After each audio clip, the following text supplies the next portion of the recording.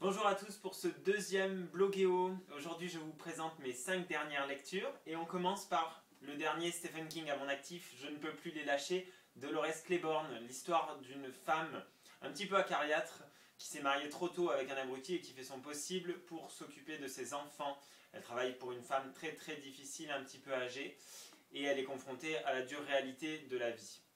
C'est un roman qui est absolument passionnant, il est extrêmement bien écrit, c'est super original, il n'a aucun chapitre à l'intérieur et il y a une raison, c'est qu'on peut tout lire d'une traite. C'est vraiment génial, on a adoré le recoupement avec Jessie du même auteur qui était vraiment un roman hallucinant et criant de vérité. Donc on adore ce roman. Ensuite on a le premier roman de Kathy Reich, Déjà Dead, qui se passe au Canada. Kathy Reich, on la connaît, c'est la créatrice du Dr Brennan de la série télé Bones. Donc un policier, même si c'est pas mon genre de roman habituellement, que j'ai beaucoup apprécié grâce surtout à son humour noir tout du long. Le personnage est extrêmement sarcastique, l'histoire est bien menée, on a bien apprécié. Alchimie que l'on doit à la collection MSK qui reprend le Dr Jekyll et Mr Hyde. C'est l'histoire de deux adolescents fans de chimie qui descendraient des lignées des deux personnages historiques extrêmement connus. Très original, on le doit au créateur de la trilogie du Vampire amoureux. C'est très bien écrit, c'est très original. On a bien aimé aussi En jeunesse, pensez-y, la couverture est magnifique. Gros coup de cœur, I Hunt Killers.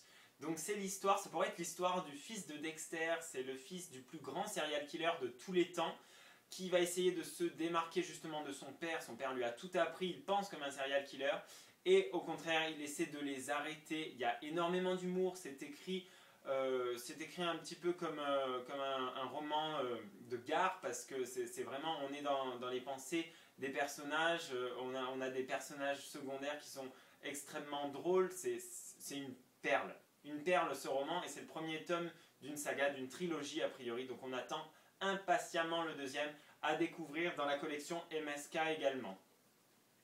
Et enfin, un roman jeunesse toujours, mais qui mélange les styles. 172 heures sur la Lune, c'est un écrivain norvégien à qui on doit ce roman. Et c'est vraiment bizarre, donc en bien évidemment, ça mélange les genres. On part sur un roman où on va avoir un descriptif des personnages principaux, en fait 3 adolescents qui ont gagné à la loterie un voyage sur la Lune, donc le voyage dans l'espace est remis au goût du jour. Puis on a la période espace qui est extrêmement bien menée, bien comptée, on a envie de se replonger dans Apollo 13 et compagnie, et la fin, les 150 dernières pages sont tout proprement terrifiantes, donc un genre à découvrir si on est fan du genre, mais ce roman n'est pas à confier à tout le monde, en jeunesse, en adulte également, parce que la partie flippante est juste géniale. Donc à découvrir, ça c'est chez Wiz de Albin Michel. Voilà, j'espère que vous avez pris du plaisir, comme moi, et puis on se reverra pour un prochain Bloguéo. Bye!